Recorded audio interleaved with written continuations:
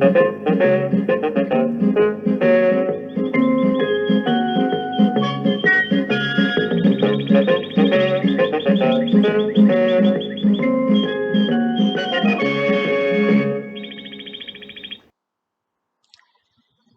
everyone. Hopefully this will be as quick as I can make it, because the upload time, obviously I keep going on about the upload time, but when you're living off grid, um, you've got to find somewhere with a signal, and here is not the best place for a signal. I have to walk quite a distance to get a signal and hang around for a while. Anyway, blah, blah, blah, wasting time. So, quick update on all my medical stuff going on. So I was called by the doctor from the hospital on Friday, and he's told me that this lump in my neck is showing cancerous signs. Says there's other growths around it, and he thinks there might be one in my head too. So he said he's suspecting lung cancer at the moment, so he's sending me to a respiratory specialist to get my lungs investigated. I don't know what, he didn't go any further with about the lump. Oh, just to let you know, when he rang me, he did give me the opportunity to go into the hospital and talk to him as normally a doctor would with his patient if he's going to relay some upsetting or disturbing news to them. But he said to me, you're welcome to come in if you want to talk with me about what's going on, but I can also talk with you over the phone because of the current circumstances if you're comfortable with it. He asked me if I was with anybody and would, how I am able, if I... Anyway, I just said, just tell me. So anyway, like I said, he's told me that this is showing signs of cancer, this lump. So I suppose right now there's no actual solid news, but it isn't looking good, is it? So I'm feeling, I don't know really, anxious I suppose, because I'm waiting to know for sure. But I mean, the fact that they're going exploring elsewhere, it's because I lost my mother just a few years back in 2016 to cancer, and yeah, so it's it's still roaring with me right now. So, but what is weird, I feel completely well in myself, physically. I don't feel any pain anywhere. The only pain I'm getting still is with this carpal tunnel syndrome going on in my hand. This is my only thing that's causing me any pain at the moment. But I mean, I've got something to do for it, which gives me a bit of movement with it. But it's still an underlying problem that's going on that I haven't been able to get seen to yet, because I've got this other stuff happening. So I've still got this happening with me. But apart from that, I'm fine. I don't feel any discomfort from these lumps or anything. Like I've got no... I can breathe okay. I don't feel like I haven't got enough breath inside me. I don't struggle to breathe at all. I mean, I do. I have noticed that I'm out of breath quicker, but I personally put down...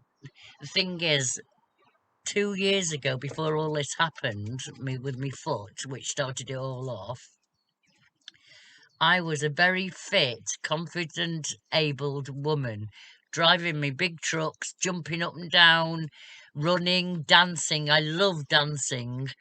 I used to do jogging. I'd climb trees still, even.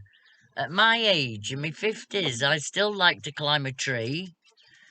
And then once my ankles just come along and just completely stopped me dead into everything I was doing, I mean, I know it was just my ankle to some of you that have got much worse problems and people going to have worse accidents, giving their life I'm quite aware I'm not, but just saying it from my point of view, from a fit, active, confident woman 2 years ago to how what I've become now is shocking. I have aged 10 years in such a short time. In 2 years, I've aged 10 years.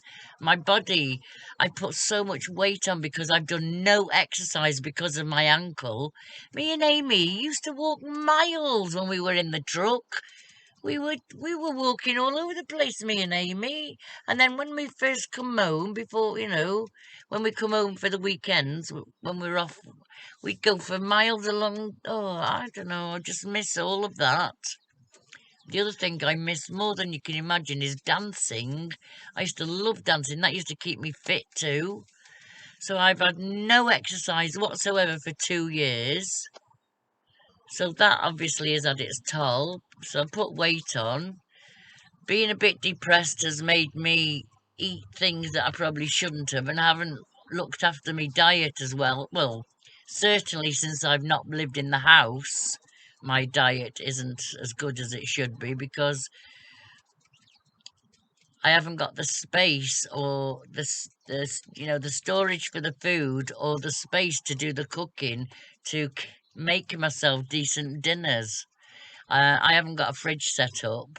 I have got one, but I haven't set it up yet because I've got a solar panel set up system at the moment, and I haven't got it connected because I need help with the wiring. I know how to wire it up. I just need some help with the gauge of wiring. That's what and I've got someone who says they can help me. So, that'll be another video about the solar panels and what have you and how I've wired it. But anyway, at the moment, I'm looking to use that to power the fridge if and when it's up and running.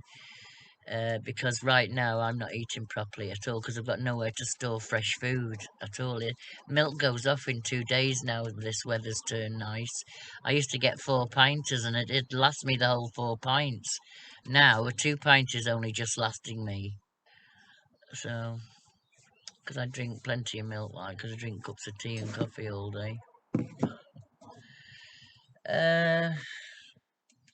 So, yeah, so I feel okay. Just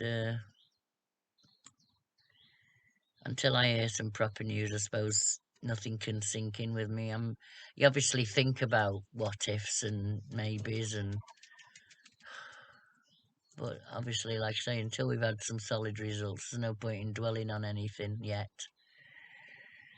I just feel in limbo. I can't make any plans. That's the only trouble right now.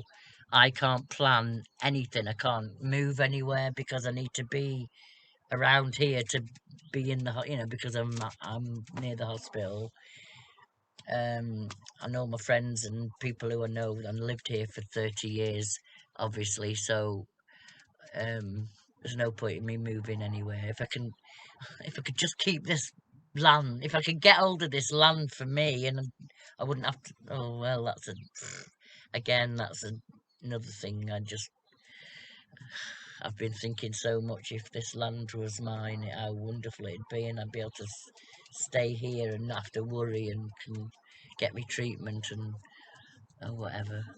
Anyway, I don't know. Depends if it's that or how far it is and whether it is treatable or not. There's so much more to know yet.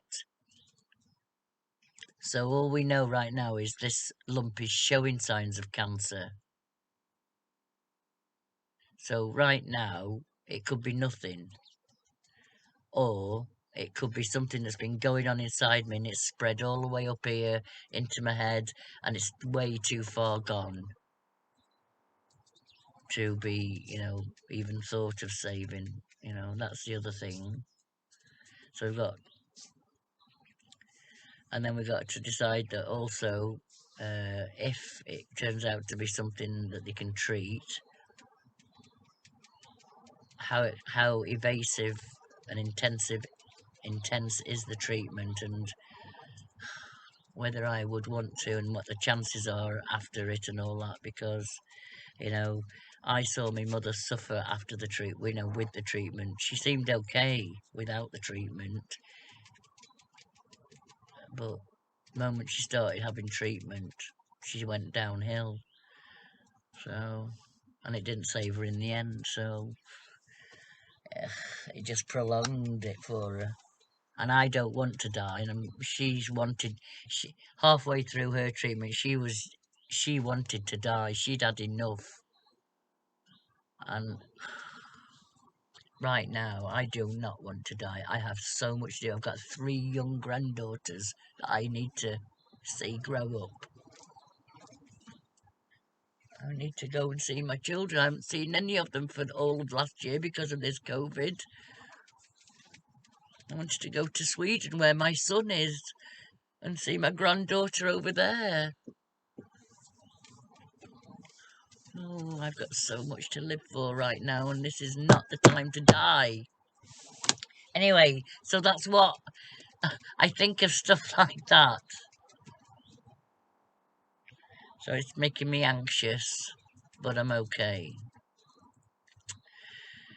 Facebook and YouTube are the only things keeping me in touch with everybody in the outside world as well. So I thank everybody from both Facebook and YouTube for being around, being here for me. You've all sent me some amazing messages of love and positivity and encouragement, and I have been absolutely overwhelmed with all the love and kindness that everyone has showed me, from the donations to the messages and the offers of, you know, things that people would be happy to do, you know, do for me if I need help. And, you know,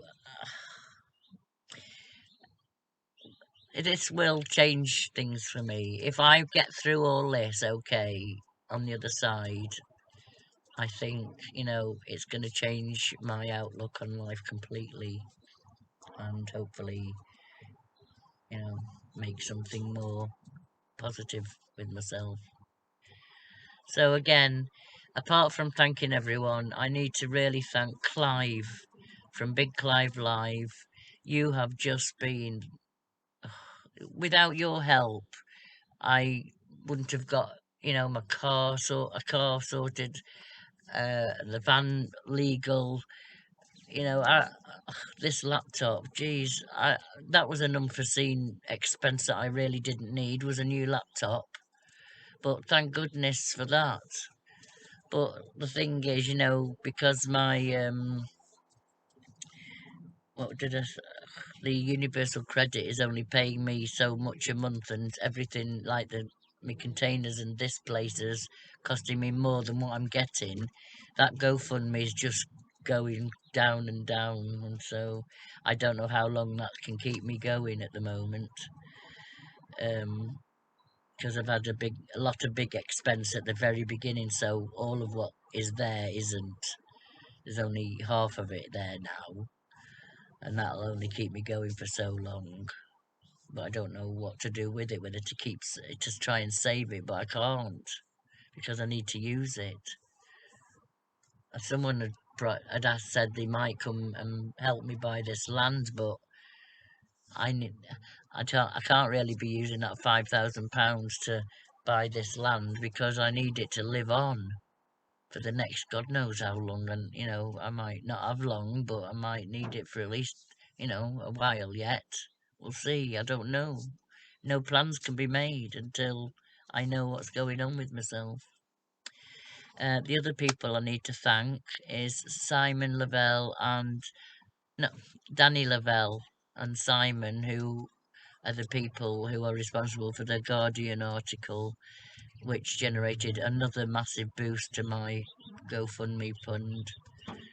If that hadn't have happened, I wouldn't be living now, because Clive's boost gave me the van, the car, and all the things that I've had to get to make it comfortable to live here. But the money had gone then, because everything's added up. God, I can't believe how much things have cost. You know, I'm such a thrifty person. Thrifty, is that the right one? I don't try and I pay the least I can for anything. I'm a skinflint. That's a better word, isn't it? Yes. So that's that article just changed things again. So it's given me money now that I can dip into to actually get food with and live on. But you know, thank you, both of you. The last thing I need to talk about is Alice. A couple of you have mentioned Alice, and nobody has, noticed that she isn't about, and I haven't mentioned her. Poor Alice. I am absolutely devastated about Alice. She died when I was in hospital, and I was just,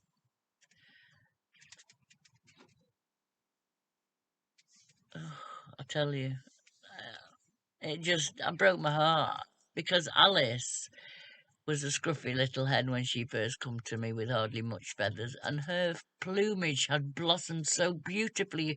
Her feathers looked stunning. She looked such a healthy girl, but I'd noticed she'd started to stand around looking a bit puffy up, and she was going yellower, and so I could tell there's something wrong with the liver and or kidneys, and obviously then it's a bit too far then. And she's just she drank a little bit, but she wasn't eating, and she was getting weaker, and I hated leaving her. When I went to the hospital, it was, when I went to go for me biopsies, and I come back and she died while I'd been in hospital. So yeah, that's been a pretty sad day. And Abigail hasn't been too well lately either. She'd got a problem with her backside. It was loose and wet, and she wasn't looking too nice, so I gave her a warm bath yesterday, and she seems to have perked up a little bit today. She looks better today than she did yesterday, so whether that's helped her or not, I don't know. So that's my news at the moment. Still nothing solid, but nothing good today. Nothing good. Right, so until the next time, what did I say? Oh, maybe about the solar panels might be next. We'll see how it goes, because I need to work out how to wire it all up. So I'll speak to you soon. Bye, everybody.